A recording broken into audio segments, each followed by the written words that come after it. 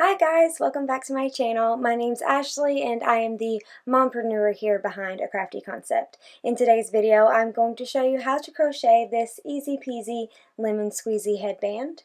It is a super cute accessory for winter, but it also sells really well at all of my winter markets that I do each year. I mean, I sell out of them every year. I cannot make them fast enough. I shared this pattern on my blog last year, but I never put out a video tutorial for it, so I wanted to go ahead and do that this year, and I also updated the pattern a little bit. So if you saw it last year, you might want to check it again this year to see what kind of changes that I made. There's just a few tweaks here and there. In this video, I'm going to be making the toddler size, which will fit heads with an 18 to 19 inch circumference, but I will also include the instructions for making a child size fitting heads 20 to 21 inches and the adult size fitting heads 22 to 23 inches.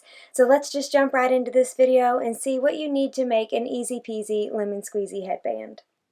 Here's what you will need to make an easy peasy lemon squeezy headband: some Bernat home decor yarn, a pair of scissors, a crochet hook in the size J or 6.0 millimeters. Mine is Clover Amour brand, which is my favorite hook brand to work with, and a tapestry needle. I made a gauge swatch here for you guys, and to get a 4-inch by 4-inch square, I crocheted a little lemon peel swatch with 12 stitches and 12 rows. So it's very close to 4x4. I'm the worst gauge maker. It's a little smidgy over, so it's like 4 1/4 by 4 1/4. If I did 11 by 11, it might have been 4 on 4, but that's what I got. And you also need a tapestry needle for sewing in your tails. To start your easy peasy lemon squeezy headband, we're going to make a slip knot and our chain. To do the toddler size, you're going to chain 40. To do the child size, you're going to chain 44, and for the adult size, you're going to chain 48. You don't want to make your chains too loose, but you also don't want them to be too tight either, or it won't stretch properly. So just make yourself some evenly tensioned chains for your starting row. Okay, after you get your starting chain, we're going to loop this guy around and join into our first stitch over here, making sure not to let our chain get twisted, and chain up 1. Now we're going to put all of our stitches in the first row in the back bump of our chain.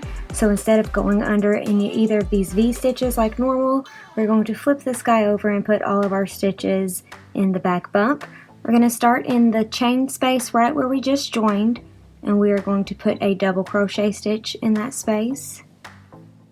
And in the next space over here, we're going to put a single crochet stitch.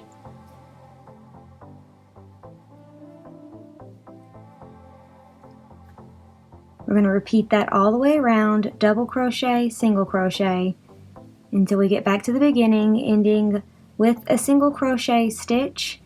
And we will have 40 stitches here for the toddler size, 44 for the child size, and 48 for the adult size. You may have noticed that I make my single crochets probably a little different than you do. I yarn under instead of the traditional yarn over. This gives my single crochet stitches a twisted look, where yours would probably make a nice lovely V. Mine is just a twisted V. That is how I taught myself to crochet. I think it gives a slightly tighter finished piece, but I don't think it's going to be enough to affect the gauge. If you think it is, just go ahead and make yourself a gauge swatch and see what 12 stitches by 12 rows gives you. If it's about 4 1/4, you've got the same gauge as me. If it's more or less, you can adjust accordingly. I'm going to finish this row and I will be right back, and we can do row 2 together. Coming up on our last stitch, which is a single crochet, And then we are going to join into the top of our first double crochet all the way over here. Make sure we're not twisted or anything. And chain 1. Now we're going to turn our work. That's pretty important, is to make sure you turn your work after each row. That's what gives us this really bumpy texture for the lemon peel stitch. Now we're going to repeat what we just did, starting with a double crochet in the first stitch. So not where we just joined.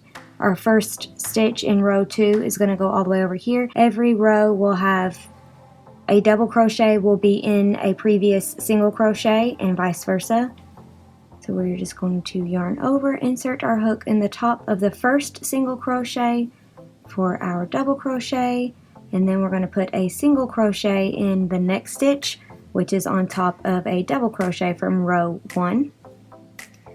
And we're just going to repeat that all the way around, again for a total of 40 stitches and ending with a single crochet stitch. If you need to adjust the pattern because your gauge is different, or you would like to fit an extra small head or an extra large head, you would just make sure that your starting chain is an even number, and you will do an odd number of rows. Also, if you start playing with different yarns, each starting chain will probably be different. This is just how it works with the Bernat home decor. Okay, just finished that row. I'm going to join into the top of my first double crochet, chain 1, and turn my work. I'm going to start row 3 by putting a double crochet right here on top of the single crochet in the previous row, and continue doing this double crochet, single crochet, repeat all the way around, ending with a single crochet, again with a total of 40 stitches in the row.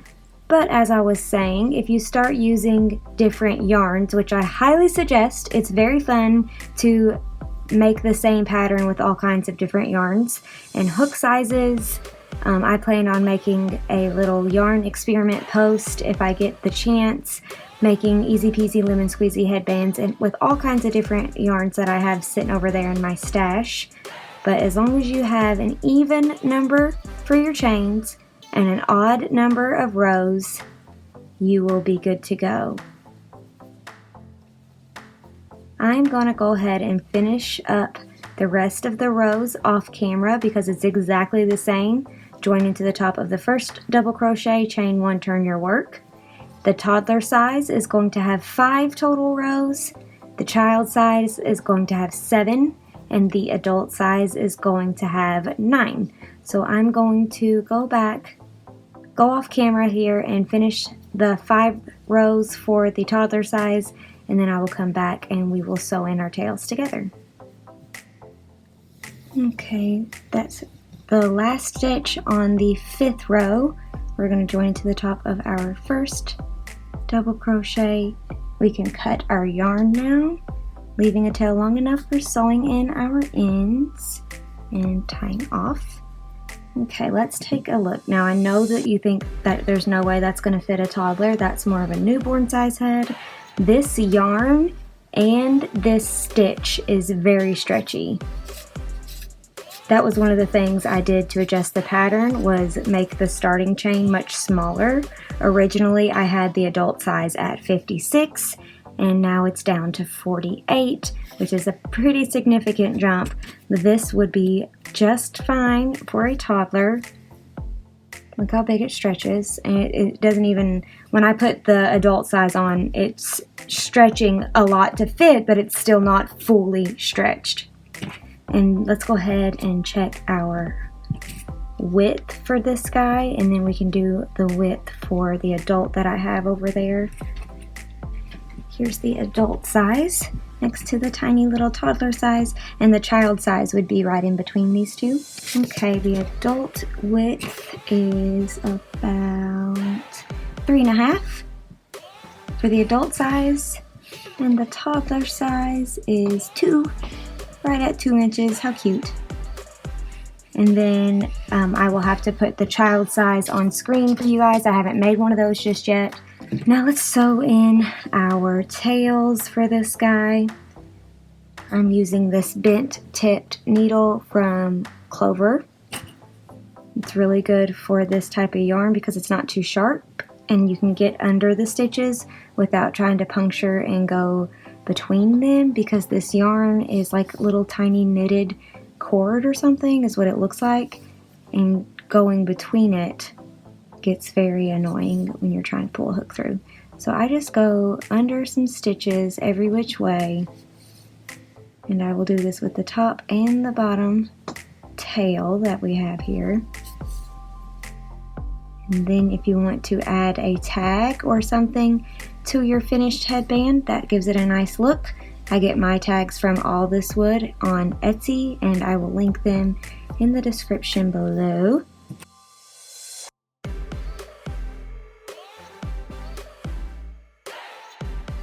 And I do have a picture of a sweet toddler wearing one of these. I will post that here for you so you can look at that sweet face instead of watching me sew this tail in again. This is Sweet Riley. And I am almost done with this tail.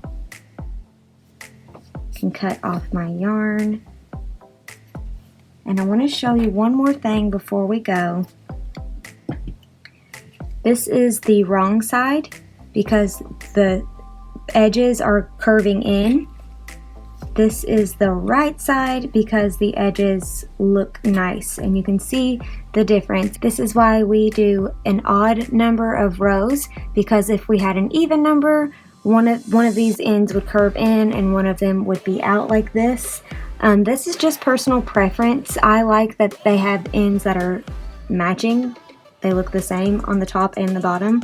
But if you don't care for that, or if it doesn't bother you to have one in and one out, you could easily make an even number of rows if you wanted to. That is the easy peasy lemon squeezy headband tutorial. It is super, super easy, hence the name. I mentioned in the beginning of this video that these headbands sell really well on Etsy and in my markets. Specifically in markets, they sell as soon as people try them on. They end up buying one or two and taking them home. If you make any of these headbands, you are more than welcome to sell your finished pieces. I hope they are a hot item for you. If you would like some super cute handmade with love wrap labels to wrap around your finished pieces, you can subscribe to my email list, and there's a link in the description for you guys.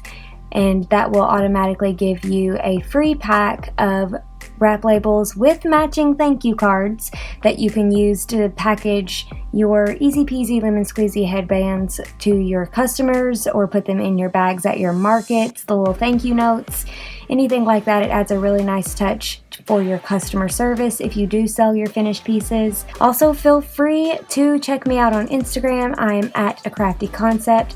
Instagram is my main jam and where I spend most of my time. I would love to insta meet you, hear about your business and or crochet hobby. So feel free to send me a DM. I check those daily and respond to every single one. Send me those messages. I would love to talk to you. Have a fantastic day making easy peasy lemon squeezy headbands.